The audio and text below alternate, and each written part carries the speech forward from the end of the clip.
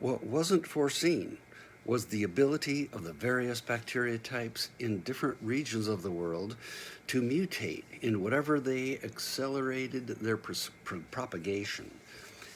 Also, not foreseen was the ability of each type to adapt to the presence of another bacteria and, in effect, crossbreed. The different types didn't eliminate each other, they became a new type, growing and becoming stronger, more robust in an exponential fashion. Each new assimilation of types from different origins resulted in further bolstering of the species, each change bringing greater efficiency to the process of waste elimination through photosynthesis and regeneration through chrysalis.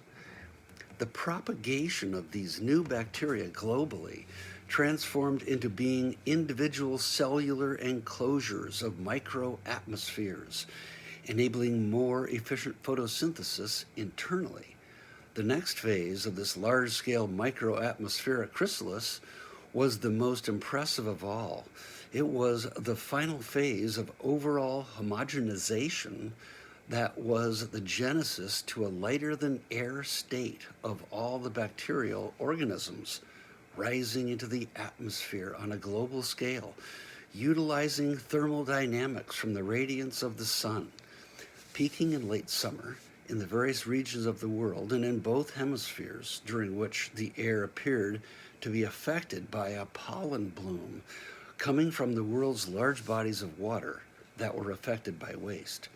These blooms slowly rose higher and higher, flowing with the air currents, doing in the atmosphere what had been done in the oceans, consuming different particulate pollutants for their energy.